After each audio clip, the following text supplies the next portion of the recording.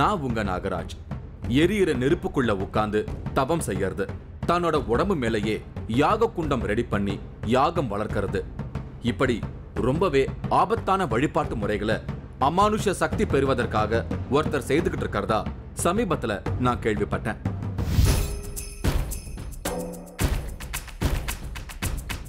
உடல் மேல் யாக குண்டம்,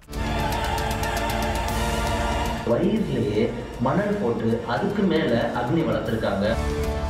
தீக்குள் ஒரு விபரீத தவம். நம்ம உடம்பு ஏன் சொல்ல போனா ஒரு முடிக்கூட சின்ன ஒரு பாதிப்பை அடையல. அக்னியை வசப்படுத்த முயற்சிக்கும் தேவதாஸ் சாமி.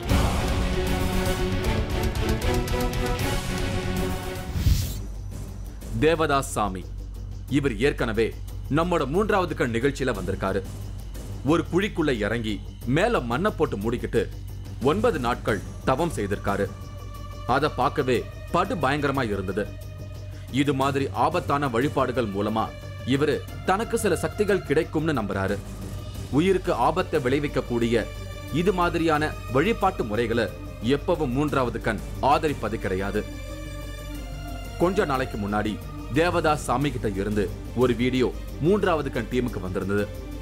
அதுல முன்ன விட கொடூரமான வகையில வழிபாடுகள் செய்யப்பட்டு அதை பதிவு செய்து அனுப்பி இருந்தாரு தேவதாஸ் சாமி. அதை பார்த்ததும் எனக்கு பயங்கர ஷாக்கிங்கா இருந்தது. கண்டிப்பா சாதாரண மனிதனால இந்த மாதிரி எல்லாம் செய்யவே முடியாது. அந்த அளவுக்கு டெரரா இருந்தது அந்த வீடியோ. இத பத்தி தெரிஞ்சுக்க நான் தேவதாஸ் சாமிகளை சந்திக்க புறப்பட்டேன். இவர் செய்துகிட்டு இருக்கிற யாகங்களை பத்தியும் வழிபாட்டு முறைகளை பத்தியும் தெரிஞ்சுக்க ஊர்க்காரங்களை சந்திச்சு பேச தொடங்கினேன். அது எனக்கு இன்னும் ஷாக்கிங்கா இருந்தது. காரணம் என்னன்னா, தேவதாஸ் சாமிகளை பத்தியும் அவர் பண்ற பூஜை முறைகளை பத்தியும் பெரும்பாலும் யாரும் எதுவும் தெரியாதுன்னு சொல்றாங்க. சமீபத்துல அவர் நெருப்புக்குள்ள உட்கார்ந்து தவம் செய்தது, வயிறு மேல தீ மூட்டி யாகம் வளர்த்தது, இப்படி எதுவுமே முழுசா ஊர்க்காரங்களுக்கு தெரியல. அரசல் புரசலா தெரிஞ்சிருக்கு. தேவதாஸ் சாமி செய்துகிட்டு இருக்கிற பூஜைகளை போலத்தான் அவரை பத்தியும் ஊருக்குள்ள மக்கள் புரிஞ்சு வச்சுக்கிட்டு இருக்காங்க. ஒருவித பயம் கலந்த வெறுப்போடையே என்கிட்ட பேசிக்கிட்டு இருந்தாங்க. தேவதாஸ் சாமி பத்தி தெரியுமாமா? அவர் எங்க பக்கத்துல தான் இருக்காரா? இப்ப அவரை வந்து ஒரு இடத்துல கழனி பக்கத்துல உட்கார வச்சு கட்டையெல்லாம் அடிக்கி கொளுத்துனாங்க சொன்னாங்க. நீங்க போய் பார்க்கல? சொன்னாங்கன்னு தெரியும். அது எப்படி தெரியும்? அங்க கையில் வச்சுக்கிறவங்க பார்த்துருப்பாங்க. அவங்க சொன்னாங்க. என்னன்னு சொன்னாங்க? அதான் இன்னும் கட்டிங்களை அடிக்க அவர் படுக்க வச்சுட்டு மேல போட்டு மூடி கொளுத்துனாங்க சொன்னாங்க. எல்லாம் அங்க இருக்கவங்க எல்லாம் பயந்துட்டாங்க. அப்புறம் பார்த்தா கொஞ்ச நேரம் பார்த்தா நல்லா எழுதிக்கிறாராம். திடீர்னு ஒரு நாள் வந்து கழனி பக்கத்துல வச்சு அவரை சுத்தி கட்டையை வச்சு ஒரு பூஜை பண்ணாங்க. அக்னி வளர்த்து அதுக்குள்ள அந்த நெருப்புக்குள்ள அவர் உட்காந்துருந்தாரு. அதெல்லாம் பாத்தீங்களா? அவர் சாமியார்ன்றது ப்ரூவ் பண்ணது வேந்த டீம் மூலியமா தான் நாங்கள் பார்த்தோம். ஆனால் நாங்கள் இந்த ஊரில் இருக்கோம் எங்களுக்கு தெரியாது. அவரை வந்து படுக்க வச்சு செங்கல் அடுக்கி அவரோட வயிற்றுலேயே வந்து நெருப்பு போட்டு யாகம் வளர்த்துருக்காங்க. இந்த மாதிரி பயங்கரமான உயிருக்கே ஆபத்தான பூஜைகள்லாம் பண்ணியிருக்காரு. இல்லை, நமக்கு தெரியாது. அதை பற்றி கேள்விப்பட்ட கூட இல்லை. நெருப்பு ஒரு அவரை சுற்றி கட்டையை வச்சு ஃபுல்லும் நெருப்பு எரிய வச்சு 3 மணி நேரம் யாகம் பண்ணியிருக்காரு. கொஞ்சம் விட்டாலும் நெருப்புல அவர் எரிஞ்சாருன்னா உயிருக்கு ஆபத்து தான். அந்த மாதிரியே பயங்கரமான பூஜை பண்ணியிருக்காரு. தெரியல, ஓரளவு அவரு பண்ணிருக்கலாம், நமக்கு தெரியாது. உங்களுக்கு தெரியாது? இந்த மாதிரி ஒரு பூஜை நடந்ததே தெரியாது? தெரியாது, உண்மை நீங்க சொல்லுறது எனக்கு தெரியும். நீங்க கேட்க சொல்றது எனக்கு புதுசா தெரியுது. இவரோட பேரு ஸ்ரீதர். இதே ஊரை சேர்ந்தவர். இவர்தான் தேவதாஸ் சாமிகளுக்கு ரைட் ஹேண்ட். எப்பவுமே அவர் கூட இருக்கிறவரு. எல்லா பூஜையிலையும் இவர் தேவதாஸ் சாமி கூட இருப்பாரு. பனை ஓலைகளை போட்டு நெருப்பு மூட்டி அக்னி தவம் செய்யும் போது இவர் தான் நெருப்பு பத்த வச்சிருக்காரு. இவர் சொல்ற இன்னொரு தகவல் அதிர்ச்சிகரமா இருந்தது. அதாவது தேவதாஸ் சாமி கொழுந்து விட்டு எரியிற நெருப்புக்குள்ள உட்கார்ந்து தவம் செய்யறது அவருக்கு புதுசு இல்லையா. ஏற்கனவே இது மாதிரி நிறைய முறை செய்திருக்காராம். அதோட கிட்டத்தட்ட 3 மணி நேரம் தேவதாஸ் சாமிகள் எரியிற நெருப்புக்குள்ள உட்கார்ந்து தவம் செய்யும் போது அவருக்கு ஒரு சின்ன தீக்காயம் கூட ஏற்படலன்னு ஆச்சரியத்தோட சொல்றாரு ஸ்ரீதர். இப்போ 3வது கண் நிகழ்ச்சிக்கு ஒரு வீடியோ வந்து அனுப்பிச்சிருந்தீங்க. அந்த வீடியோவில் பார்த்தீங்கன்னா தேவதாச சுவாமி ஒரு நெருப்பு ஒரு நெருப்பு அனல் எரியுது, ஆமா, அது அந்த அனலுக்குள்ள அக்னி உட்காந்துருக்காரு, அக்னிக்குள்ள உட்காந்துருக்காரு. அதை பார்க்கவே ரொம்ப பயங்கரமான ஒரு சம்பவமா இருந்தது. எதுக்காக அந்த முயற்சியில் ஈடுபட்டாரு, எதுக்காக அதை பண்ணாரு, நீங்க எதுக்காக அதை சப்போர்ட் பண்ணீங்க? அது வந்து நிறைய முறை பண்ணியிருக்காரு சார். அவர் நிறைய டைம் பண்ணியிருக்காரு. நம்மளுக்கு அது வந்து ஒரு பெரிய விஷயம் மாதிரி தெரியுது.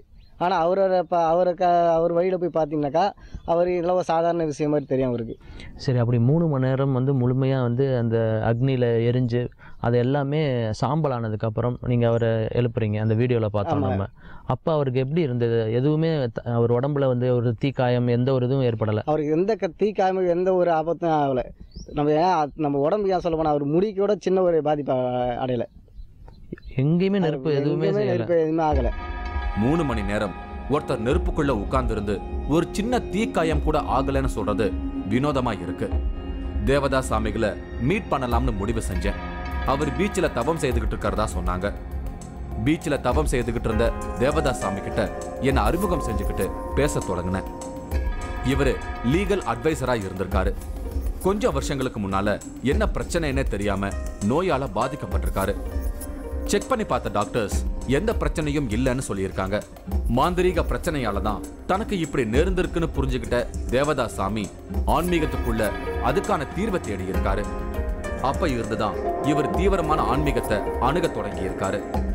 தன்னை மாதிரி மாந்திரீகம், செய்வினை கோளாறால பாதிக்கப்பட்டவங்களுக்கும் காரணம் தெரியாத நோயால பாதிக்கப்பட்டவங்களுக்கும் தன்னோட ஆன்மீக சக்தியால உதவ தொடங்கி இருக்காரு. அதுக்காகத்தான் மூடி இருந்த குழிக்குள்ள தவம் செய்யறது, எரியிற நெருப்புக்குள்ள உட்கார்ந்து அக்னி தவம் செய்யறது, வயிற்று மேல யாக குண்டம் ரெடி பண்ணி யாகம் வளர்க்கறது, இது மாதிரி டெரரான வழிபாட்டு முறைகளை செய்துகிட்டு இருக்காரு. நிறைய ஊர்கள்ல இருந்து பிரச்சனையோட இருப்பவங்க இவரை சந்திக்க வராங்க.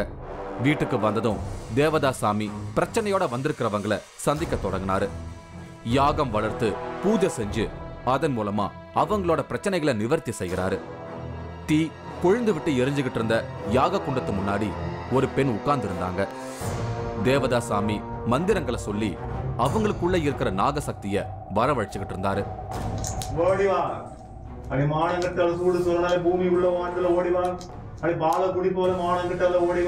உட்கார்ந்து இருந்த அந்த பெண் எதுவும் பேசாம அமைதியா இருந்தாங்க.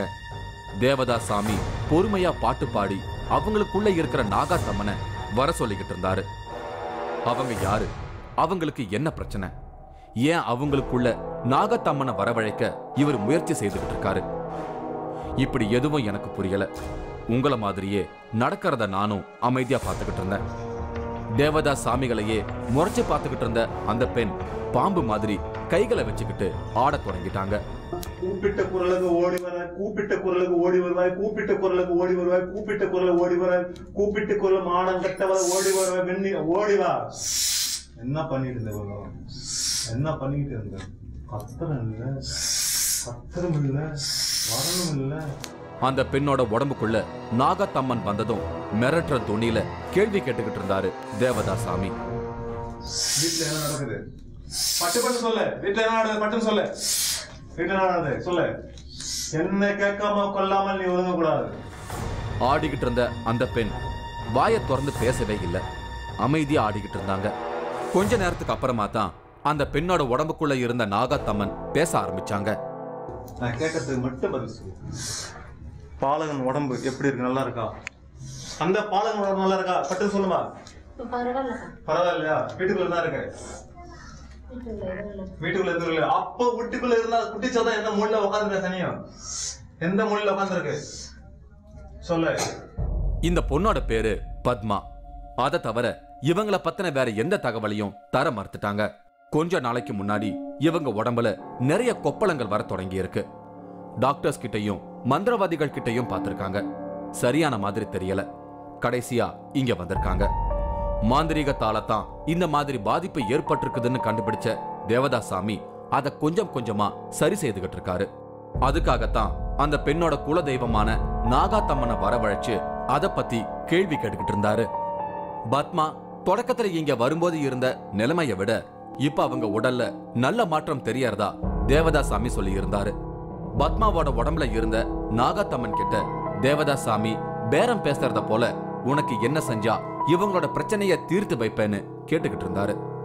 ஆடி மாசத்துல பூஜைகள் செய்து வழிபாடு நடத்த சொல்லு அவங்களோட பிரச்சனைய தீர்த்து வைக்கிறேன்னு பத்மாவோட உடம்புல இருந்த நாகத்தம்மன் சொல்லிட்டு மலை ஏறிட்டாங்க. ஆடம்பரமா வச்சு அததான் சொல்லு. அடுத்த மாசம் என்ன அததான் சொல்லு. ஆடம்பரம் எததான் சொல்லு. அத சொல்லிடி அம்மா தாயே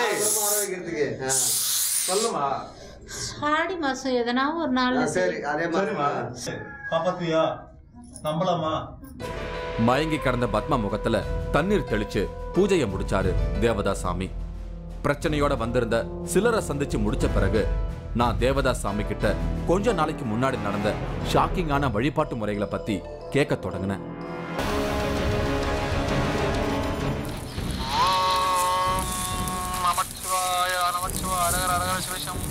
மகாதேவா ஓம் ஆதிநாத திருவடிகளே போற்றி, அனாதிநாத திருவடிகளே போற்றி, சத்தியநாத திருவடிகளே போற்றி, ஓம் சகோதரநாத திருவடிகளே போற்றி.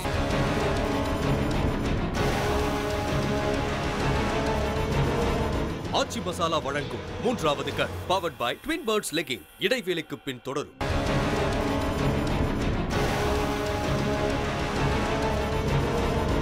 ஆச்சி மசாலா வழங்கும் 3வது cut powered by Twin Birds legging தொடர்கிறது.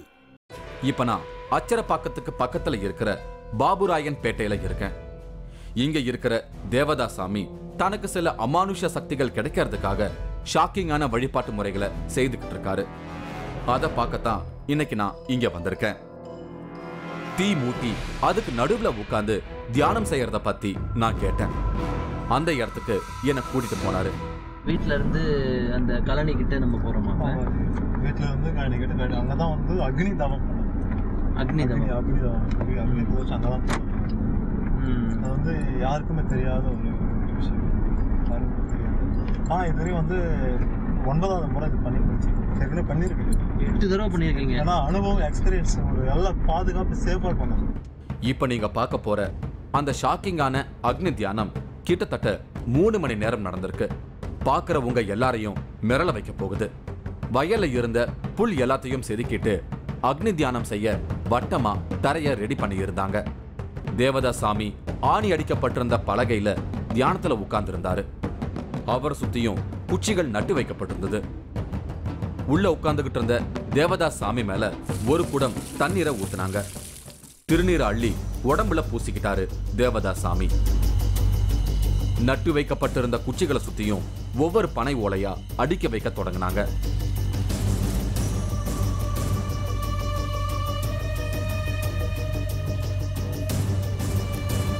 கொஞ்சம் கூட கேப் இல்லாம முழுவதுமா பனை ஓலையால மூடினாங்க. கண்களை மூடி தியானத்துல இருந்த தேவதாஸ் சாமிய இப்ப பார்க்க முடியல. சின்ன கூடாரம் மாதிரி பனை ஓலைகள் தேவதாஸ் சாமிய சுத்தி மூடி இருந்தது. பூஜைக்கான நேரம் நெருங்கியதும் பனை ஓலைகளுக்கு தீ மூட்டினாங்க.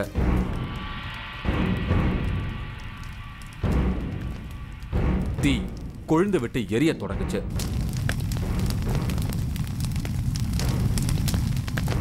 உள்ள தியானத்துல உட்கார்ந்துகிட்டு இருந்த தேவதாஸ் சாமி சத்தம் போட்டு மந்திரங்களை சொல்லிக்கிட்டு இருந்தாரு.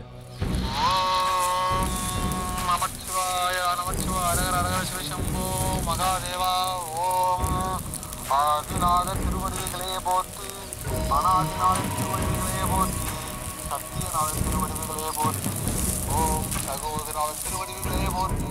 இத பார்த்துக்கிட்டு இருக்கிற எல்லாருக்கும் மனசு பதைக்கும். நிச்சயம் இப்படியெல்லாம் செய்யணும்னு யாரும் நினைச்சு கூட பார்க்காதீங்க.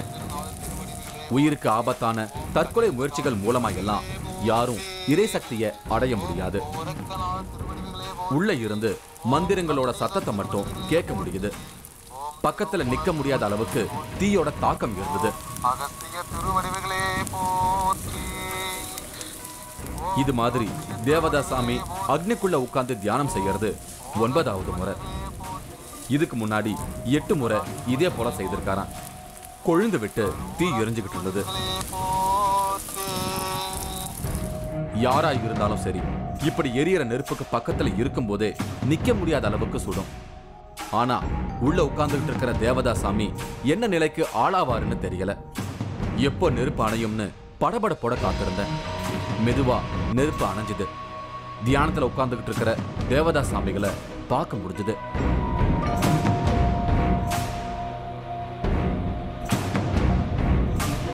அவரோட உடம்பு முழுவதும் சாம்பல். கிட்டத்தட்ட இடுப்பு உயரத்துக்கு சாம்பல் நிரம்பி இருக்கு. அவரோட உடம்புல எந்த அசைவையும் பார்க்க முடியல.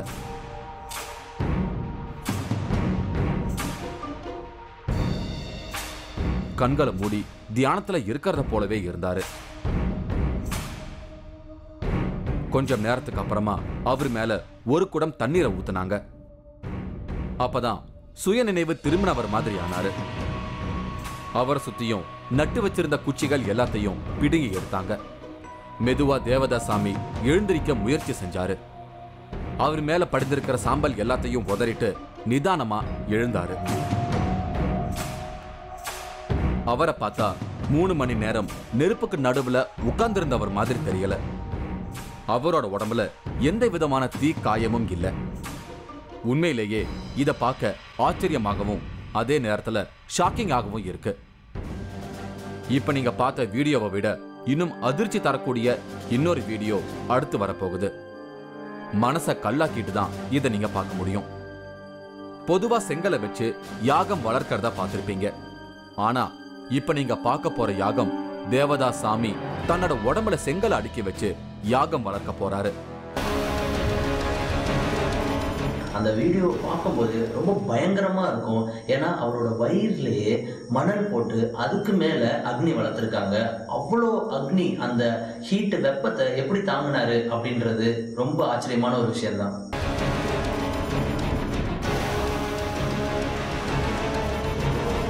ஆச்சி மசாலா வழங்கும் 3வது கண் powered by Twin Birds legging. இடைவேளைக்கு பின் தொடரும்.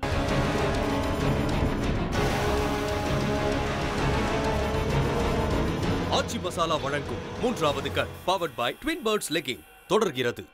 நான் இப்போ அச்சரப்பாக்கத்துக்கு பக்கத்துல இருக்கும் பாபுராயன் பேட்டையில இருக்கேன். எரியற நெருப்புக்குள்ள உட்கார்ந்து தியானம் செய்யறது, தன்னோட உடம்பு மேலேயே யாக குண்டத்தை உருவாக்கி அதுல யாகம் வளர்க்கறதுன்னு சில விபரீதமான வழிபாட்டு முறைகளை செய்துகிட்டு இருக்காரு தேவதாசாமி. அப்படி சில பயங்கரமான வீடியோஸை பார்க்கத்தான் நான் இங்க வந்திருக்கேன். கால்களை நீட்டி படுத்திருந்த தேவதாசாமிகளை சுத்தியும் பக்கவாட்டுல செங்கல் அடிக்க வைக்கிறாங்க. அவரோட உடம்புல விபூதி தூவுனாங்க. நெஞ்சு பகுதியில இருந்து தொடை பகுதி வரைக்கும் செங்கற்கள் அடிக்க வைக்கப்பட்டிருந்தது. தேவதாசாமிகளோட வயிறு பகுதியில மணலை கொட்டி பரப்பி வச்சிருந்தாங்க. குறுக்கும் நெடுக்குமா செங்கற்களை அடுக்கி யாக குண்டம் ரெடியாச்சு. தேவதாசாமி கையில ருத்ராட்ச மாலையோட ஜெபிக்க தொடங்கினாரு. யாக குண்டத்துல விறகு குச்சிகளை போட்டு தீ மூட்டினாங்க. தேவதாசாமி மந்திரங்களை ஜெபித்தபடி இருந்தாரு.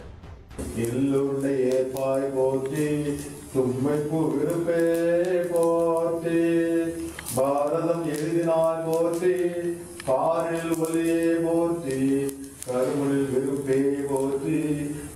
யாகத்துல போடுறதுக்கான சமித்துக்களை ஒவ்வொன்னா எடுத்து தேவதாசாமிகள் கிட்ட தராங்க. அது அவரு நெருப்புல போடுறாரு.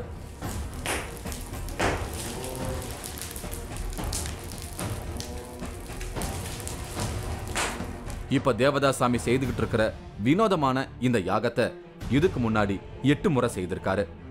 இது 9வது முறை. அந்த யாக குண்டம் வந்து உங்க வயிற்றுல மேல வச்சு யாக குண்டம் வளர்த்தீங்கல்ல, அந்த வீடியோல நடந்த சம்பவம் இந்த இடத்துல தான் இதே இடத்துல தான் யாக குண்டம் ஹோம குண்டம் நடந்தது. இதே இடம் தான். இந்த இடம் வந்து 9வது முறை.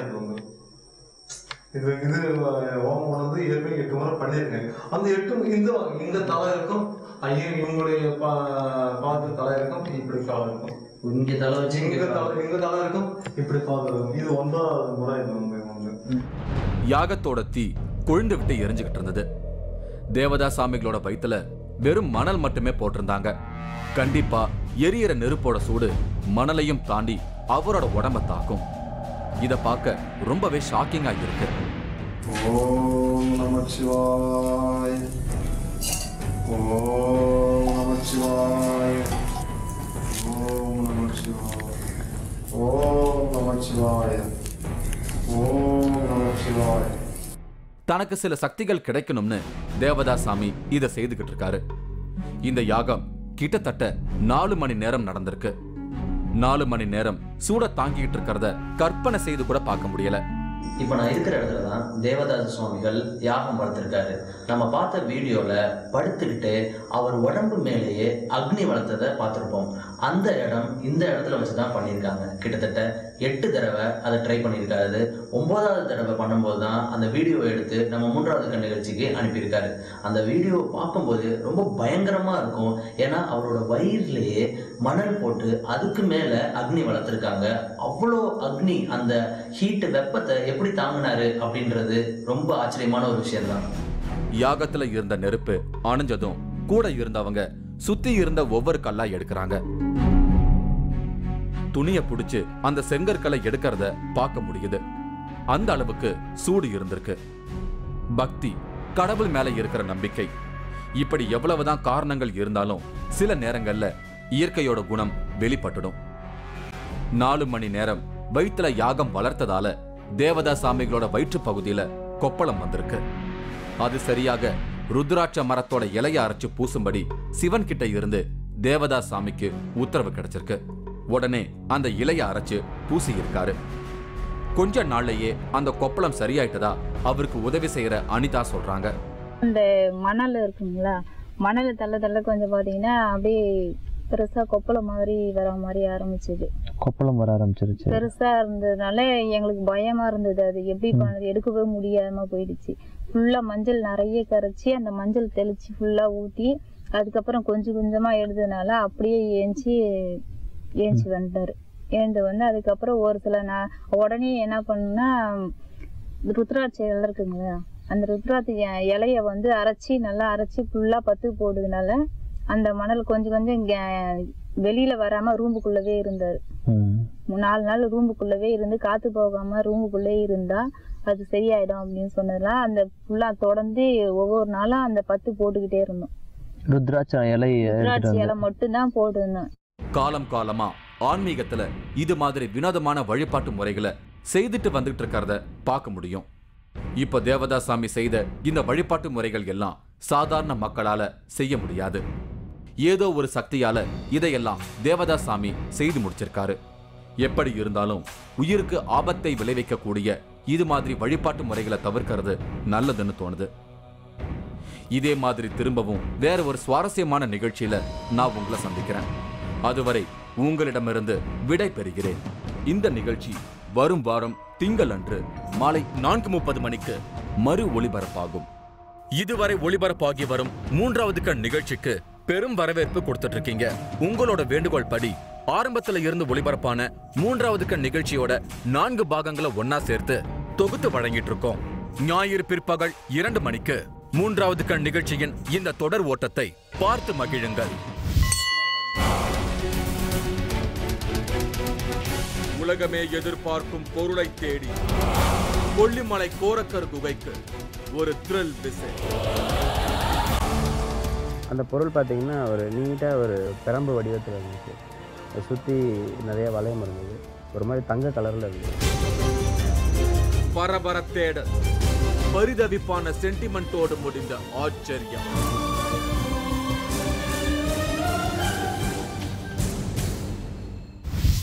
நீங்களும் இந்த திகில் பயணத்தில் கலந்து கொள்ள ஒரு வாய்ப்பு. 3வது கண் டிவி ஷோ என்ற ஃபேஸ்புக் பக்கத்தில் எங்களோடு இணைந்திடுங்கள். உங்களது அமானுஷ்ய அனுபவங்களை பதிவு செய்து இந்த நிகழ்ச்சியில் பங்கு பெறும் வாய்ப்பை பெறுங்கள்.